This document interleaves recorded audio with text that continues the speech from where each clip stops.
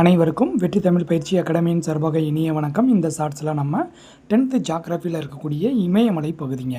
So இதில் இந்த பாக்ஸை தான் நம்ம வந்து பார்க்க போகிறோம். ஸோ இந்த பாக்ஸ் வந்து ஆல்ரெடி நமக்கு கேட்ட வினாங்க. ஸோ இது வந்து எப்படி கேட்டிருந்தாங்க அப்படின்னா, இந்த 3 பாயிண்ட்டையுமே 3 கூற்றாக கொடுத்து நமக்கு ஒரு ஸ்டேட்மெண்ட் கொஸ்டினாக நமக்கு கேட்டிருந்தாங்க. ஸோ இதை கொஞ்சம் பார்த்து வச்சுக்கோங்க. ஸோ இமயமலையை வந்து பல சிகரங்களோட இருப்பிடம் அப்படின்னு சொல்லி சொல்கிறோம். ஏன் இமயமலையை பல சிகரங்களோட இருப்பிடம் அப்படின்னு சொல்கிறோம் அப்படின்னா, உலகத்தில் நிறையா மலைத்தொடர்கள் இருக்குங்க.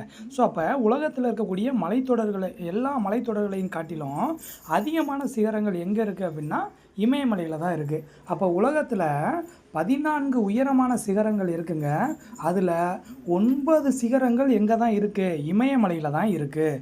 ஸோ கொஞ்சம் இதை நல்லா பார்த்து வச்சுக்கிறணும்.